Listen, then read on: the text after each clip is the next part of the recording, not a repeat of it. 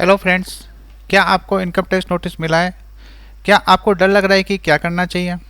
यदि आपने नोटिस को इग्नोर किया तो क्या होगा? ये सब सवाल आपके मन में उठ रहे होंगे, लेकिन टेंशन लेने की ज़रूरत नहीं है।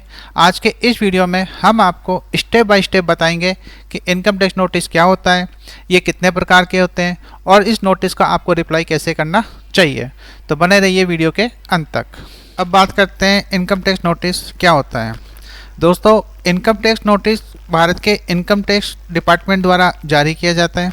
ये एक ऑफिशियल कम्युनिकेशन है जो टैक्स पेयर को गड़बड़ियों, अधूरी जानकारी, देरी से फाइलिंग या बिना बताई गई इनकम के बारे में बताता है। यह नोटिस आपको तब भी जारी किया जा सकता है जब आपने आईटीआर फाइल किए हों या नहीं किए हों।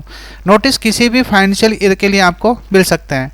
नोटिस अलग अलग टाइप के होते हैं, जैसे सेक्शन नंबर 1399 दोषपूर्ण रिटर्न का नोटिस, सेक्शन नंबर 1431 सूचना का नोटिस, सेक्शन नंबर 1432 जांच मूल्यांकन का नोटिस, सेक्शन नंबर 148 छूटी हुई आय का मूल्यांकन का notice, section number 245 refund adjustment का नोटिस, सेक्शन नंबर 1311A आय छिपाने की जांच का नोटिस और सेक्शन नंबर 156 डिमांड नोटिस यानी कि बकाया कर की मांग का नोटिस। इन सभी नोटिस के बारे में अपन इसी वीडियो में आगे विस्तार पूर्वक देखेंगे। आईटीडी इनकम टैक्स डिपार्टमेंट के द्वारा नोटिस भेजने के कई कारण हो सकते हैं, जिसमें पहला कारण है आईटीआर फाइल न करना। आपकी इनकम टैक्सेबल होने के बावजूद आपने अपना आईटीआर फाइल नहीं किया तो आपके पास नोटिस आ सकता है। दूसरा कारण है आय रिपोर्टिंग में बेमेल। जब आपके द्वारा आईटीआर भरा तो गया है, लेकिन आपने जो जानकारी फाइल में प्रोवाइड कराई है वो रिकॉर्ड्स आईटीडी डिपार्टमेंट के पास मौजूद रिकॉर्ड से मैच नहीं करते हैं तो आपके पास नोटिस आ सकता है। नोटिस भेजने का तीसरा कारण हाई वैल्यू ट्रांजैक्शन हो सकता है, यानी कि इनकम टैक्स डिपार्टमेंट ज़्यादा वैल्यू वाले ट्रांजैक्शन को बताई गई इनकम से क्रॉस चेक करता है। अगर ट्रांजैक्शन बताई गई इनकम के हिसाब से ज़्यादा है तो वह फंड के सोर्स के बारे में साफ करने के लिए नोटिस जारी कर सकते हैं। नेक्स्ट कारण है वेरिफिकेशन ऑफ क्लेम्स। जब आप अपना इनकम टैक्स रिटर्न फाइल करते हैं तो डिपार्टमेंट एक टैक्स पेयर द्वारा अपने इनकम टैक्स रिटर्न यानी कि आईटीआर में किए गए डिडक्शन, छूट या क्लेम की सटीकता की जांच करता है। अगर कोई डॉक्यूमेंट गायब है या कोई प्रूफ नहीं है या कोई गड़बड़ी है तो डिपार्टमेंट क्लियरिफिकेशन या सपोर्टिंग डॉक्यूमेंट्स आपसे मांगने के लिए नोटिस जारी कर सकता है। Types of income tax notice intimations. Notice under section 1399 defective return.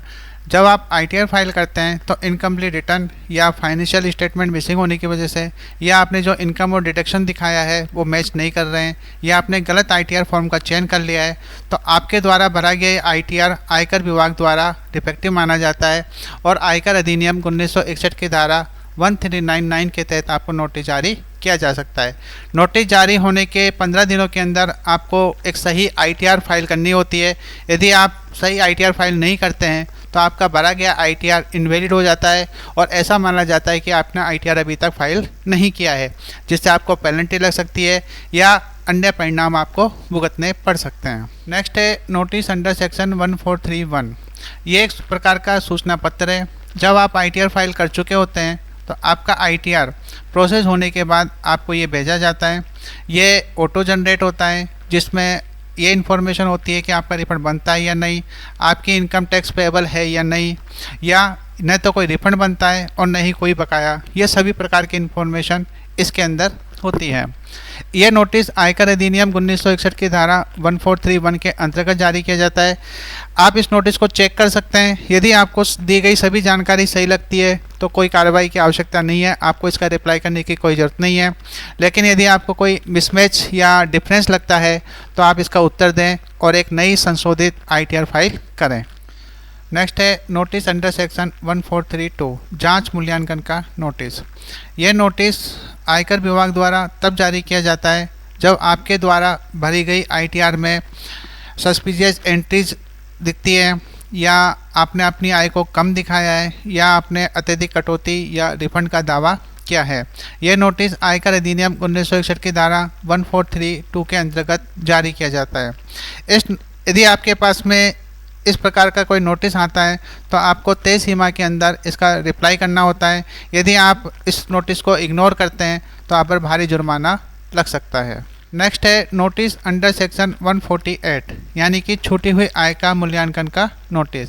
यह नोटिस तब जारी किया जाता है जब आयकर विभाग को ये संदेह हो जाता है कि आपने अपनी आय में से कुछ हिस्सा रिटर्न में नहीं दिखाया है, यानी कि वह आय मूल्यांकन से छूट गई है।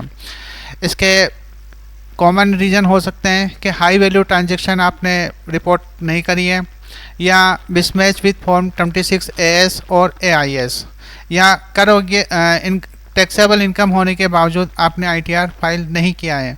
यह नोटिस आयकर अधिनियम 1961 की धारा 148 के अंतर्गत जारी किया जाता है, जिसका आपको तय समय के अंदर रिप्लाई करना होता है। यदि आप इस नोटिस को इग्नोर करते हैं तो आप पर कानूनी कार्रवाई हो सकती है या जुर्माना भी लग सकता है।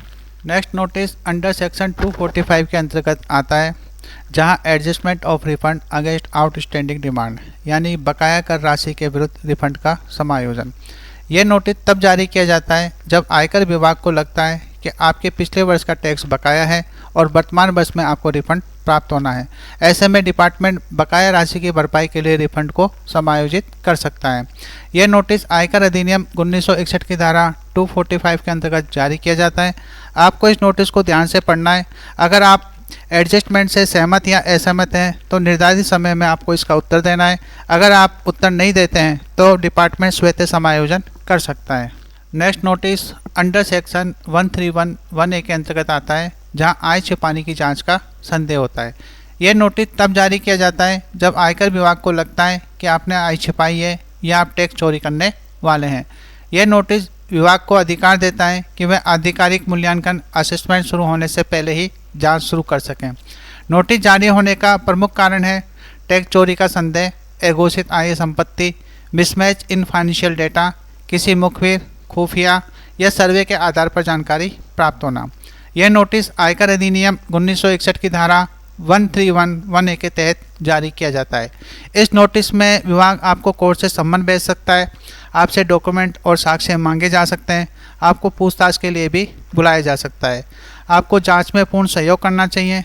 यदि आप इस नोटिस को इग्नोर करते हैं तो आप पर कानूनी कार्रवाई भी की जा सकती है। नोटिस ऑफ डिमांड, यह सेक्शन 156 के अंतर्गत आता है, यानी कि बकाया कर की मांग का नोटिस। यह नोटिस आयकर विभाग द्वारा तब जारी किया जाता है जब टैक्स पेयर के ऊपर कर, ब्याज, जुर्माना या कोई अन्य शुल्क देय होता है और उसे चुकाने की मांग की जाती है। यह नोटिस तब दिया जाता है जब सेक्शन 143(1), 143(3), 144 एंड 147 आदि के तहत मूल्यांकन के बाद दिया जाता है और यह नोटिस बताता है कि आपको विभाग को एक निश्चित राशि का भुगतान करना है। यह नोटिस आयकर अधिनियम 1961 की धारा 156 के अंतर्गत जारी किया जाता है। नोटिस मिलने की तारीख से 30 दिनों के भीतर आपको मांगी गई राशि का भुगतान करना होता है। यदि आप नोटिस को इग्नोर करते हैं तो आप पर अतिरिक्त ब्याज, जुर्माना या वसूली की कार्रवाई की जा सकती है। अब बात करते हैं इनकम टैक्स नोटिस का रिप्लाई कैसे करें। रिप्लाई करने से पहले ये चीज़ ध्यान रखिए कि आपको नोटिस को इग्नोर नहीं करना है, नहीं तो ये सबसे बड़ी गलती होगी। आपका नोटिस का जो समय सीमा है, आपको उसी समय सीमा को ध्यान में रखते हुए जवाब देना चाहिए, नहीं तो आप पर जुर्माना, ब्याज या कानूनी कार्रवाई भी हो सकती है।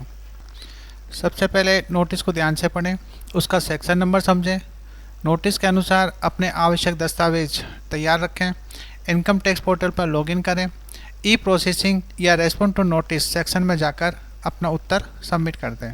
अगर आपको भी इनकम टैक्स नोटिस मिला है और आप कंफ्यूज हैं क्या करें, तो आप webonlinec.com पर संपर्क कर सकते हैं। webonlinec की एक्सपर्ट CA टीम नोटिस का रिप्लाई करने में आपकी पूरी सहायता करेगी। आपको webonlinec की वेबसाइट ओपन करनी है। यहाँ आपको इनकम टैक्स नोटिस सर्विस पे क्लिक करना है, अपना नाम, मोबाइल नंबर और ईमेल एड्रेस लिखकर नेक्स्ट करना है। नेक्स्ट स्टेप में आपको पैन कार्ड नंबर, आधार नंबर और एड्रेस फिलअप करके पे नाउ पे क्लिक करना है। पेमेंट कंफर्म होने के बाद webonlinec की एक्सपर्ट CA टीम आपको कॉल करती है और आपसे कम्युनिकेट करने के बाद इनकम टैक्स डिपार्टमेंट को नोटिस का रिप्लाई करती है, जिससे आपको इन फ्यूचर किसी प्रकार की कोई परेशानी ना हो।